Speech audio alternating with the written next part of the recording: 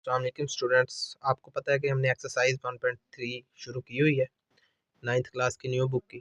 तो आज का जो हमारा क्वेश्चन है वो है क्वेश्चन नंबर 5, सवाल नंबर 5 है हमारे पास। तो यहाँ पे सबसे पहले से थोड़ा सा हम क्वेश्चन को देखते हैं कि इसमें उन्होंने कहा क्या कि 2024 के मौसम गर्मा के दौरान लाहौर में मौसम गैर मामूली तौर पर गर्म था। टीवी न्यूज़ में दर्जा हरारत 48 डिग्री सेंटीग्रेड तक पहुँचने की इतला दी। कुलिया ये उन्होंने हमें फार्मूला दे दिया है का इस्तेमाल करते हुए दर्जा को फ़ारेनहाइट स्केल में मालूम करें। यानी इसमें हमने मालूम क्या करना है, फार्मूला उन्होंने हमें दिया हुआ है, हमने सिर्फ इसका फ़ारेनहाइट मालूम करना है। तो फ़ारेनहाइट मालूम करने के लिए सबसे पहले अगर हम देखें तो उन्होंने जो दर्जा हरारत दिया है वो हमें 48 डिग्री सेल्सियस दिया है।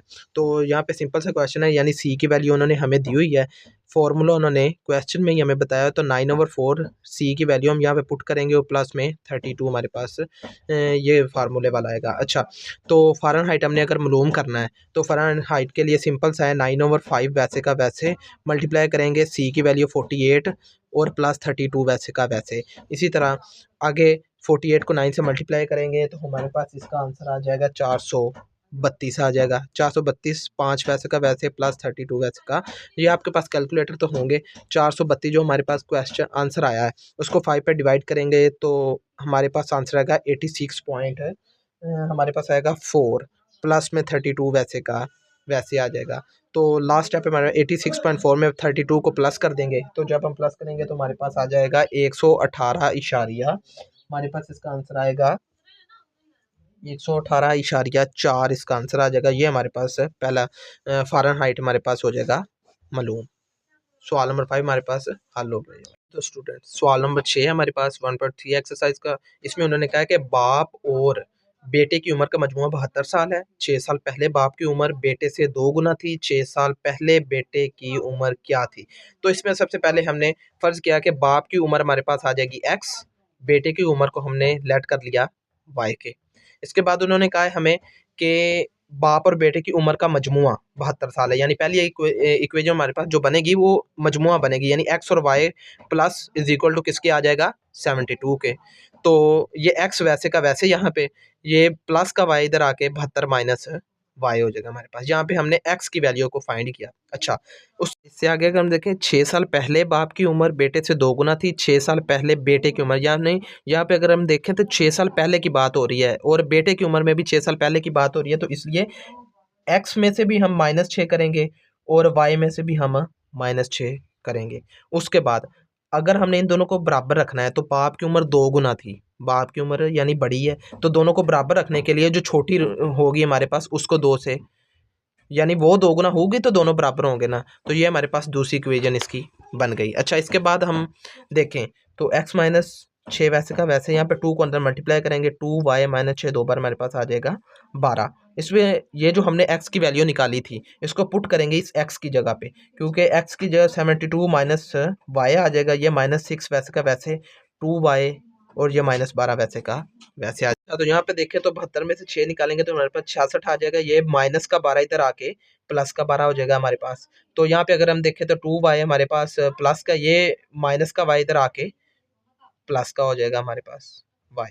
अच्छा, इसके बाद 66 और 76 78 इसका आंसर आ जाएगा। ये 2 में से हमारे पास मान लो ये 3y हमारे पास इसका आंसर आ जाएगा। यहाँ पे देखें तो 3 इधर हमारे पास मल्टीप्लाई हो रहा है, यहाँ पे आके हो जाएगा डिवाइड बराबर y के। अच्छा, यहाँ पे देखें तो 3 1 3, 3 2 3, 6 18, यहाँ पे हमारे पास y की जो आ गई हमारे पास वो आ गया 26।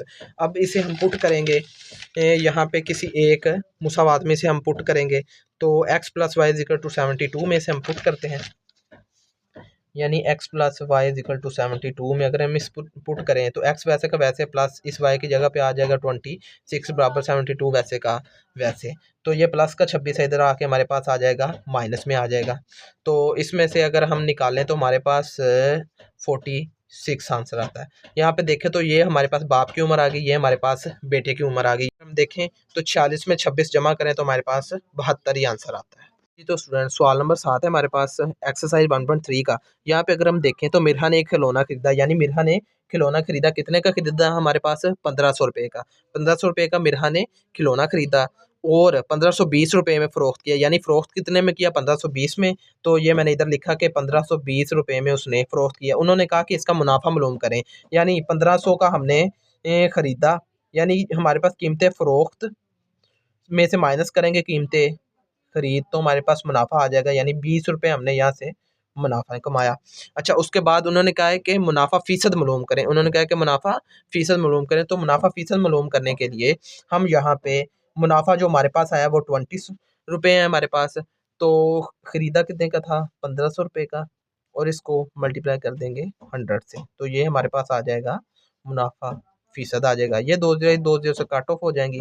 इस तरह 4 5 5 4 बार 20, 5 3 बार 15, 4/3 हमारे पास आंसर है। को इसी तरह 4 को अंदर 3 पे हम करेंगे डिवाइड, तो 3 1 ज़ार 3 1 आ जाएगा, पॉइंट लगाएंगे 0 3 3 ये 1.333 हमारे पास आगे मुनाफा फ़ीसद आ जाएगा। ठीक हो गया।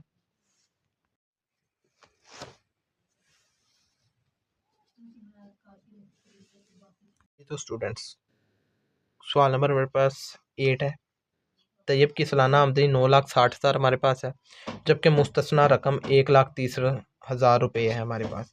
तो 0.75% की शरह से इसे कितना टैक्स अदा करना पड़ेगा। तो यहाँ पे अगर हम देखें तो सालाना आमदनी उसकी है 9,60,000 रुपये। मुस्तस्ना आमदनी है हमारे पास, यानी जिस पर वो आमदनी, मुस्तस्ना आमदनी वो होती है जिस पर हमें टैक्स अदा नहीं करना होता, यानी वो कितनी है, 1,30,000 रुपये। तो बाकी आमदनी जो बचेगी उस पर हमने इसका टैक्स अदा करना है। बाकी कितनी बचेगी, 9,60,000 में से 1,30,000 हमने माइनस किया, तो हमारे पास आंसर आ गया 8,30,000 रुपये, यानी ये हमारे पास हमारे बाकी आमदनी बची। अच्छा, शरह उन्होंने दी हुई है 0.75%, तो इसको हल करने के लिए जो हमारे पास शरह है उसको मल्टीप्लाई कर देंगे, जो हमारे पास वैल्यू आ गई है, यानी रकम है हमारे पास। तो यहाँ पे अगर हम देखें 0.75% की जगह पे मैंने लगाया 100 और 8,30,000 से इसको मल्टीप्लाई कर दिया। तो इस अगर मैं देखूँ तो इस इशारे को भी अगर मैं ख़त्म करूँ तो उसकी जगह पे भी 2 ज़ीरो आएंगे, ये 4 ज़ीरो इस 4 ज़ीरो से कट ऑफ हो जाएंगे, ऊपर 83 बचा, इधर 75। तो शरह जो हमारे पास मालूम होगी वो 83 को 75 से अगर हम मल्टीप्लाई करेंगे तो हमारे पास आ जाएगा 6,225। ये हमने इसका टैक्स अदा करना है बस। Students exercise 1.3 last question number मेरे पास 9 है। तो इधर हम देखें तो उन्होंने कहा है कि 3,75,000 रुपये पर 1 साल के लिए 14% की शरह से सालाना मुनाफा मालूम करें। तो बहुत सिंपल सा क्वेश्चन है जो हमने सवाल नंबर 8 किया है, बिल्कुल उससे मिलता जुलता क्वेश्चन है, बहुत ईजी है। बस यहाँ पे अगर हम देखें तो उन्होंने जो हमें रकम दी हुई है, यानी इन्वेस्टमेंट कह सकते हैं, रकम कह सकते हैं, जो भी रकम लगाई या ये चीज़, यानी उन्होंने दी है 3,75,000 हमने इन्वेस्ट किया, उन्होंने कहा। अच्छा, तो इसकी शरह यहाँ पे उन्होंने पहले ही दी हुई है, यानी शरह है 14%। तो उसका मुनाफा मालूम करना है, सालाना मुनाफा याद रखना है। यहाँ पे अगर सालाना मुनाफा हमने मालूम करना है तो मुनाफा इज इक्वल टू हमारे पास हो जाएगा, यानी ये 40% है, परसेंट की जगह पे हम लगाएंगे इधर 100, तो इसे मल्टीप्लाई कर देंगे जो हमें टोटल रकम दी गई है। यहाँ पे को मैं इसलिए कहता हूँ कि ये रकम जो हमें पढ़ने में आसानी होती है। यहाँ पे सिंपल है, आगे इस 2 ज़ीरो से ये वाला 2 ज़ीरो कट ऑफ हो जाएगा। यहाँ पे देखें तो ये 14 है, ये हमारे पास मल्टीप्लाई हो जाएगा 3,750 से। अगर हम इन दोनों को आपस में मल्टीप्लाई करें तो हमारे पास जो इसका आंसर आता है वो है 52,500। तो ये था हमारा स्टूडेंट्स लास्ट क्वेश्चन एक्सरसाइज 1.3 का लास्ट क्वेश्चन जो हमने हल कर लिया है। तो उम्मीद करता हूँ कि तमाम स्टूडेंट्स को एक्सरसाइज 1.3 अच्छी तरह से समझ आई होगी। जी तो स्टूडेंट, अब हम मिलते हैं अगली वीडियो में। अब हम आगे जो शुरू करेंगे वो होगा हमारा चैप्टर नंबर 2। तो बेस्ट ऑफ लक।